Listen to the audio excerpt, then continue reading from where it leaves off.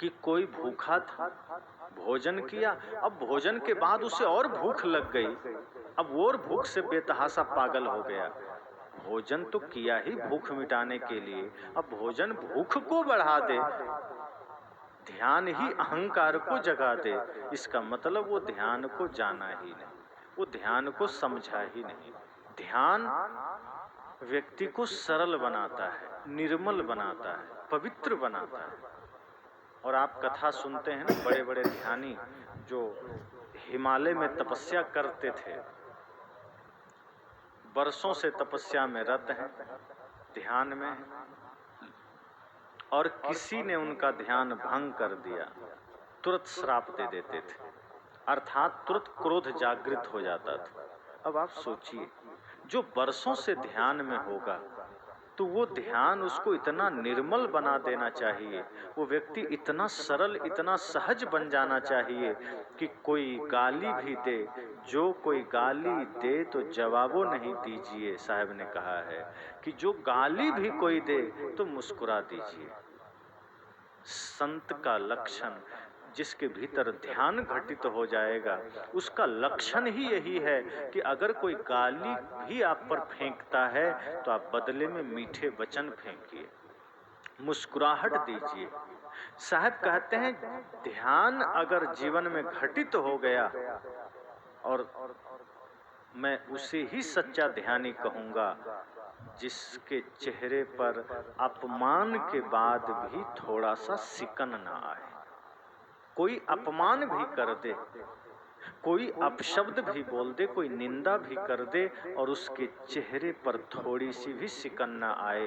बुद्ध यही शिक्षा देकर गए, सदगुरु कबीर यही बात यहाँ कह रहे हैं कि जो मिथ्या अभिमान हम कर बैठते हैं, सिर्फ रूप का ही नहीं, धन का ही नहीं, पद का ही नहीं, ज्ञान का भी, ध्यान का भी, भक्ति का भी, सत्संग का भी और दान का भी।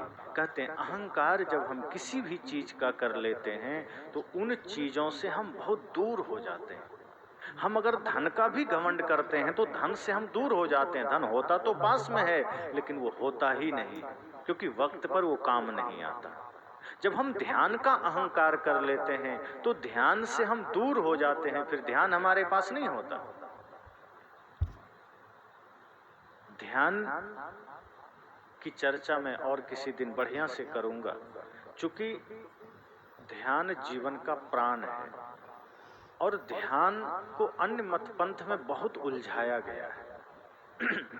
ऐसा उलझा दिया गया, कई लोग उसको इस तरह से बता दिए कि यम, नियम, ध्यान, धारणा, प्रत्याहार, समाधि, दुनिया भर की जो चीजें हैं, जब तक तुम इन चीजों की पंक्तिबद्ध पालन नहीं कर लेते, इन चीजों पर विजय नहीं प्राप्त कर लेते, मन का अर्थात जो माला है उसका जाप नहीं कर लेते, ज्योति बिंदु को नहीं समझ लेते, सहस्त्रार को नहीं समझ लेते, मूलाधार, स्वादिष्ठान, मणिपुर, अनाहत, विशुद्धि, आज्ञा चक्र से लेकर सहस्त्रार्थ की चर्चा करके वो जीव को उलझा देते हैं, अर्थात कोई ध्यान करने का साहस ही न जुटाए। और साहब, मैंने कल कहा था कि साहब ध्यान को सरल बना देते हैं। और एक लाइन में अगर हम कहें तो ध्यान का अर्थ होता है 2400 घंटे होश में जीना। तो इस पर हम आगे और चर्चा करेंगे। आज ये जो साहब कह रहे हैं कि कहाँ ही कबीर खोजे आसमाना, कि जो लोग मिथ्या अभिमान में, ज्ञान के मिथ्या अभिमान में, शास्त्र के मिथ्या अभिमान में जो बाहर खोजे चला जा रहा है वो नहीं पा सकता, क्योंकि वो अभिमान में खोज रहा है। और अभिमान में जब अभिमान शब्द आ गया मतलब वो मिथ्या ही होगा, हकीकत हो नहीं सकता। अभिमान का मतलब ही है जो है नहीं और उसका घमंड करना। और फिर अभिमान तो विकार ही है, और जब जीवन में विकार आ जाते हैं, जीवन में मल आ जाए, विकार आ जाए, गंदगी आ जाए, तो फिर सत्य से हम दूर हो जाते हैं, ध्यान से दूर हो जाते हैं।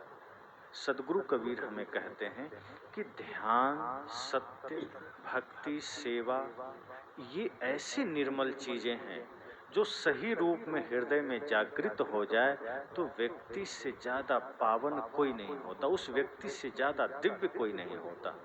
क्योंकि भक्ति हो चाहे सेवा हो, चाहे ध्यान हो चाहे ज्ञान हो, वो हमें निर्मल बना देता है, वो हमें दिव्य बना देता है। इसलिए शास्त्र में कहा गया, दिव्य गुण संपन्ना जासह देवा, दिव्य गुण संपन्ना जासह देवी। जिसका जीवन दिव्य गुणों से संपन्न है वही देव है और कोई देव नहीं है। अगर हमारे जीवन में सत्य है, अहिंसा है, प्रेम है, करुणा है, तो साहब कहते हैं आप ही देव हैं, आप ही देवी हैं। और अगर हमारे जीवन में क्रोध है, अहंकार है, ईर्ष्या है, द्वेष है, मद है, मत्सर है, तो साहब कहते हैं वही इंसान दानव है, वही दैत्य राक्षस। जो इन विकारों से मुक्त है वो देव है, जो इन विकारों से युक्त है वो दानव है। और ऐसा कब संभव है? जब इस बात को हम अपने ऊपर हावी न होने दें कि ज्ञान का अहंकार न कर बैठे, शास्त्र को पीठ पर लाद के न चलें, शास्त्र को हृदय में धारण करें, ज्ञान हृदय में उतारें। ज्ञान का जगह यहाँ नहीं है, यहाँ दूसरों के लिए होता है। मस्तिष्क में जो ज्ञान होते हैं वो दूसरों के लिए होते हैं। उसे हम धीरे धीरे यहाँ उतरने दें, हृदय में। जब ज्ञान हृदय में उतर आता है तो व्यक्ति प्रेमी बन जाता है, व्यक्ति साधक बन जाता है, भक्त बन जाता है सही मायने में। फिर वो भक्ति उसको निर्मल बना देती है, फिर वो ज्ञान उसको दिव्य बना देता है। तो हम कोशिश करें कि जो ज्ञान हमारा यहाँ है वो धीरे धीरे हमारे हृदय में आ जाए, और जो ज्ञान हृदय में आ जाता है वो हमारे जीवन को दिव्य बना देता है। तो सद्गुरु कबीर इस रमैनी के माध्यम से हमें बहुत ही सहज सरल शब्दों में जीवन के महत्वपूर्ण पहलुओं पर एक सुंदर विचार प्रस्तुत करते हैं और कहते हैं कि जो विवेकहीन है, जो मूढ़ है, मंद बुद्धि है, उसके लिए शास्त्र भी निरर्थक है, उसके लिए वेद भी बेकार है, गीता भी बेकार है। आपको भूख लग जाए, अभी बहुत तेज भूख लग जाए, और मैं एक कागज में लिख दूं दाल चावल भात खीर पूड़ी और सबको बांट दूं, लीजिए खा लीजिए, आप कहेंगे क्या मजाक है, ये तो कागज में लिखा है, इससे कहीं भूख मिटेगी? भूख तो तब मिटेगी जब थाली में सब ये सही में हकीकत में सामने आएगा, तब मिटेगी ना। कागज से तो भूख नहीं मिटेगी। ये शास्त्र कागज ही तो है, हमने सामने रख लिया, हमने पीठ पर रख लिया, हमने दिमाग में रख लिया, और हम सोच रहे हैं हमारे जीवन का दुख मिट जाएगा।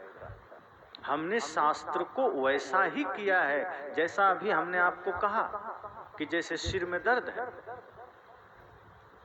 और सिर दर्द की गोलियां डॉक्टर आपको दे, ले जाइए इसको खा लीजिए, और हम क्या करें, सिर दर्द की गोली को पोटली में बांध करके सिर पर रख के बैठ जाएं, तो सिर दर्द ठीक हो जाएगा? बढ़ता चला जाएगा, ठीक नहीं होगा।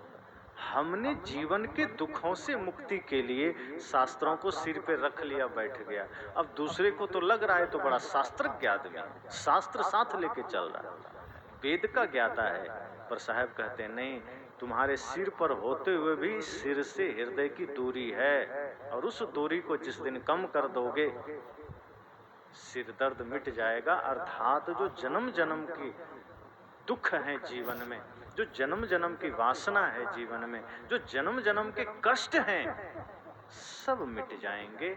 तो उसके लिए शास्त्र को सिर पर नहीं रखना है। सिर दर्द है तो दवा को सिर पर नहीं रखना है, उसे खाना पड़ेगा। भूख लगी है तो भोजन ग्रहण करना पड़ेगा। ऐसे ही अगर जीवन में समस्या है तो शास्त्रों में दिए हुए ज्ञान को हृदय में धारण करना पड़ेगा। तो सही अर्थों में हम भी दिव्य बन सकते हैं, देव बन सकते हैं। और फिर जब आप देव बन गए तो आपका घर देवालय तो बन ही गया।